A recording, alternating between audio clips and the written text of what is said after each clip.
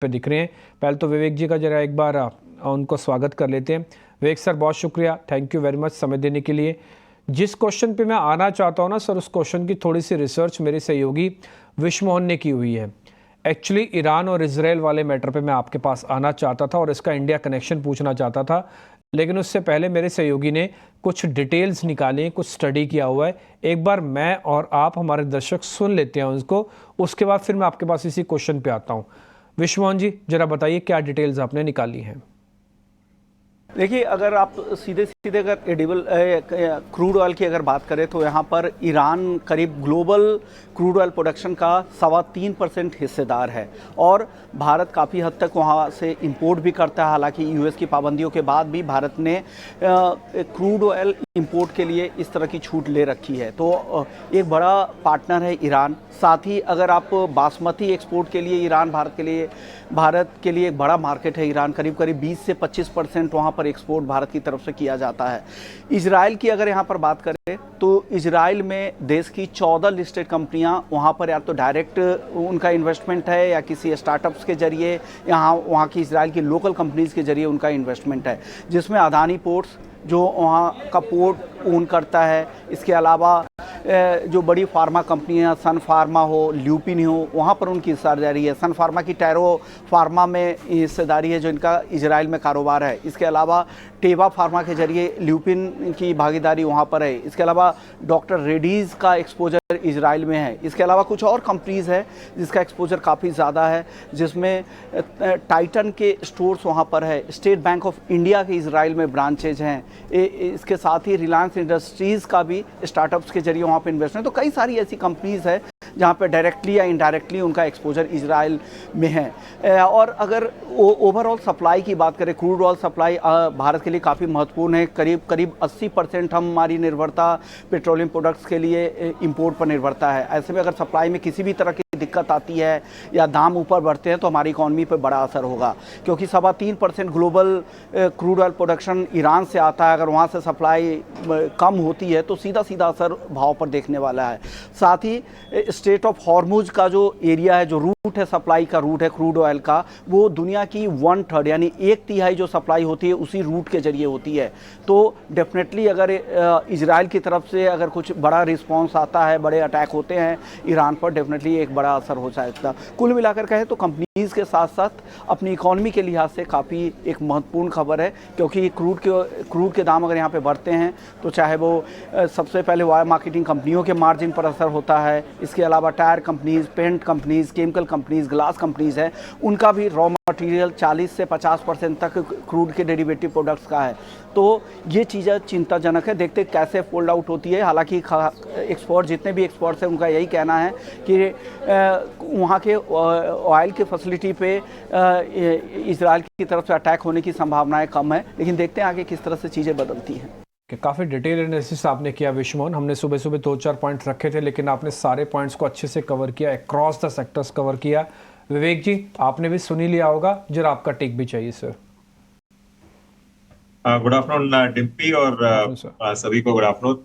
देखिए, अब जब ग्लोबल टेंशन्स होते हैं या फिर इस तरह का वॉर होता है, ये बहुत सारे मूविंग पार्ट्स आप ले लो जिसको एकदम स्ट्रिक्टली एनालाइज करना और बोलना तो बहुत मुश्किल काम है। और ये जैसे जैसे हम लोग सिचुएशन अनफोल्ड होगी अपने को पता चलेगा। पहली चीज ये बोलना चाहूंगा कि जो आज का फॉल है, ये मैं इस वॉर को कम क्रेडिट दूंगा और ज्यादा क्रेडिट दूंगा जो एफ&ओ पे नए रूल्स आए हैं। तो इसके कारण हो सकता है कि आपको ज्यादा सेलिंग देखने को मिल रही है और not due to war. War का तो मालूम था कि एस्केलेशन हो सकता है। और मुझे लगता है कि जहां तक इसराइल है, देखिए उनके पास और कोई चारा नहीं है। They have no other option. या तो आप टोटली हार जाओ या फिर ईरान जो एपी सेंटर ऑफ टेररिज्म आज के दिन है उसको अटैक करो। और लकीली क्या है कि जितने भी दिग्गज देश है दुनिया के, यूएस से लेके यूरोपियन नेशन, सारे के सारे इसराइल के साथ खड़े हैं। अब ये लोग कहाँ तक हेल्प करते हैं यूक्रेन को हमने देख चुके हैं हम लोग एग्जाम्पल। तो ये बात की बात है, लेकिन जो कैपेबिलिटीज है, मैं ये एक डेटा ये भी देख रहा था कि ईरान और इसराइल के बीच की कैपेबिलिटीज, जो उनके पास फाइटर जेट्स है या फिर मैं वॉर एक्सपर्ट नहीं हूँ पहले बोल देता हूँ, लेकिन एक कंपैरेटिव स्टडी देखा था जहाँ पे Israel is much more better than Iran. तो हाँ, अगर एस्केलेशन होता है, यस, वर्ल्ड मार्केट्स पे आपको देखने को मिलेगा, लेकिन आप अगर नोट करो, कल जो बाजार खुले थे, ये एस्केलेशन होने के बावजूद वर्ल्ड मार्केट्स पे इतना इम्पैक्ट नहीं था। तो मुझे इसी के लिए मैं बोल रहा हूँ कि आज जो इम्पैक्ट हो रहा है, ये F&O सर्कुलर के कारण ज्यादा हो सकता है और वॉर के कारण कम हो सकता है। जहां तक क्रूड ऑयल का सवाल है, इंडिया काफी हद तक डाइवर्सिफाई ऑलरेडी कर चुका है। तो मुझे लगता है कि क्रूड ऑयल 72-75 अभी चल रहा है। तो ये बहुत ज्यादा स्पाइक तभी दिखाएगा जब वर्ल्ड वॉर 3 जैसा सिचुएशन आए। अगर ये रिस्ट्रिक्टेड रहता है एक एरिया में ही, इसराइल और ईरान के बीच में ही, तब तक मुझे नहीं लगता है कि बहुत पैनिक सिचुएशन आने वाली है। और जैसे मैंने कहा, ये सारे बहुत मूविंग पार्ट्स हैं। मैं तो ये सब एस्टिमेट या गेस्टिमेट ही ले लीजिए। अब पक्का क्या होगा ये तो अब समय बताएगा। लेकिन हाँ, अगर डिप्स मिलता है तो इंडिया बहुत हद तक डीकपल्ड है। डीकपल्ड इन द सेंस, बाजार के लिए नहीं बोल रहा हूँ, जो अपना डेमोग्राफिक का बेनिफिट है ये इंडिया को देखने को मिलेगा और इसके लिए आपको अर्निंग्स और कंपनीज अच्छी करती हुई दिखेगी। तो जहां जहां एक्सपोजर है बाकी कंपनीज का इसराइल में, हाँ, हो सकता है कि उनका स्पेसिफिक स्टॉक्स में आपको करेक्शन देखने को मिले, लेकिन ओवरऑल बाजार मुझे नहीं लगता है कि बहुत ज्यादा डिप्लेगा। तो ये था बाजार पे नजरिया और साथ ही एक फंडामेंटल टेक भी हमने विवेक से लिया। पर ओशो, आज अगर देखें करते हैं जरा, मैं अपने सहयोगी को और जोड़ लेता हूँ ताकि वो थोड़ा आपको और गाइड कर पाएँ अलग अलग सेक्टर्स पे क्या हो रहा है। खासकर उसमें रियल एस्टेट सेक्टर, आपको पता है काफ़ी बर्निंग सेक्टर है, लेकिन इसको लेकर अभी थोड़ी बहुत गिरावट आई। ये गिरावट काफ़ी तेज़ी से आई है।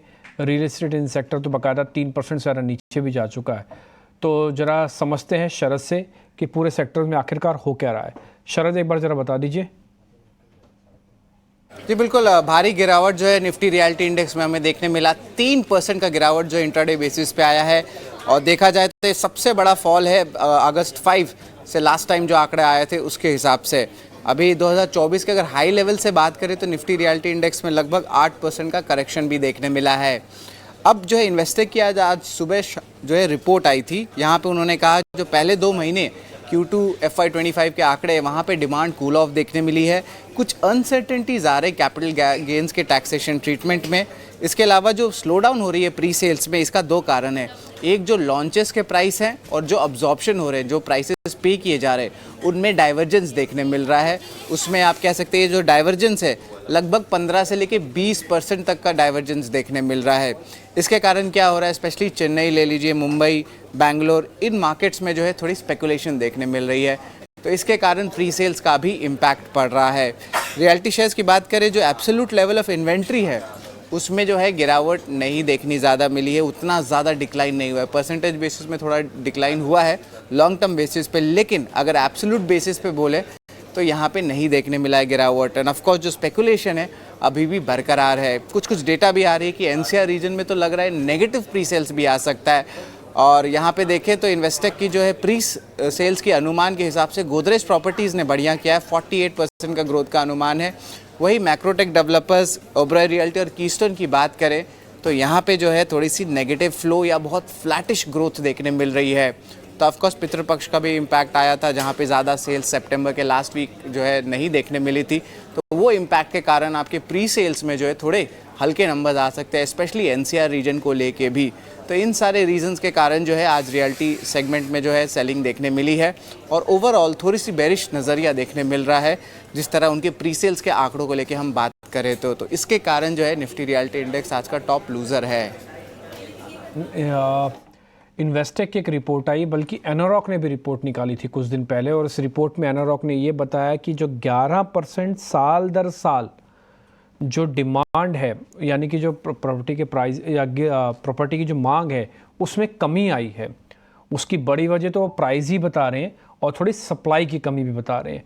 जब सप्लाई ज़्यादा होती है प्राइस थोड़े नीचे टिके रहते हैं, सेल्स ऑफलोड एकदम से बढ़ जाती है। लेकिन जब प्राइस ज़्यादा होते हैं, ऊपर से सप्लाई भी कम हो जाए, तो फिर माल बेचना भारी पड़ जाता है। तो यही चीज़ कंपैरिजन पिछले 1 साल से एनोरॉक की रिपोर्ट ने भी किया। इसलिए काफ़ी सारे लोगों के मन में ये क्वेश्चन खड़ा हो सकता है कि क्या रियल एस्टेट की जो तेज़ी चल रही थी क्या रुक सकती है। ये इन्वेस्टेक की रिपोर्ट भी काफ़ी हद तक हिंट कर रही है, एनोरॉक की रिपोर्ट भी हिंट कर रही है। लेकिन ये है सिक्लिक, ये और ये बहुत अच्छे से चलता है और 2031 तक का मैंडेट जैसा लगता है कि हाँ शायद इतना तो चल सकता है। विवेक सर, जरा आपका व्यू पॉइंट, रियल एस्टेट का एक्सपोजर रियल एस्टेट फंड्स के ज़रिए भी है, रियल एस्टेट में शेयर्स के ज़रिए भी है, और फिजिकल रियल एस्टेट में भी हो सकता है काफ़ी सारे लोगों का, है ना, क्योंकि तीनों ही सेगमेंट से ग्रोथ आई थी, तो तीनों में से कुछ भी हो सकता है। तो क्या अभी थोड़ा थोड़ा प्रॉफिट बुक कर लेना चाहिए, नया माल नहीं लेना चाहिए, specially in real estate? Dimpi ji, मैं थोड़ा सा यहाँ पे कॉन्ट्रेरियन रहूंगा।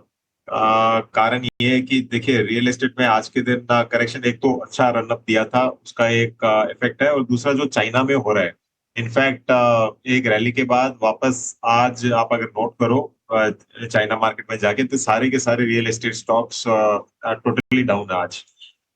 तो वहां पे उस स्लम्प के कारण ठीक है, एक रिपल इफेक्ट अपने को भी देखने को इधर मिल रहा है, लेकिन जो डिमांड सप्लाई है और जो अभी एस्पिरेशनल भारत का जो डिमांड आ रहा है उस साइड से, मुझे लगता है कि रियल एस्टेट आपको अगर टिप्स पे मिले तो इनफैक्ट एंट्री करनी चाहिए। तो आज ऑलमोस्ट 4-4.25% इंडेक्स डाउन है, और मुझे लगता है कि और थोड़ा बहुत अगर यहाँ पे करेक्शन आता है तो ऐसे कॉन्ट्रेरियन बेट आपको इसको देखना चाहिए। काफी रनअप आ गया था, इसके लिए आपको अगर 7-8% करेक्शन मिला तो एक एंट्री पॉइंट अच्छा बनेगा। तो मैं ओवरऑल इनफैक्ट रियल एस्टेट पे बुलिश हूँ। थोड़ा और नीचे जाता है तो डेफिनेटली बाइंग भी चालू करेंगे। आप चालू कर सकते हैं, आप इस पे बुलिश हैं, आपने रीजंस गिनवा दिए हैं, और यही रीजंस हमारे जो व्यूअर्स हैं उनके काफ़ी काम आ सकते हैं। चलिए थोड़ा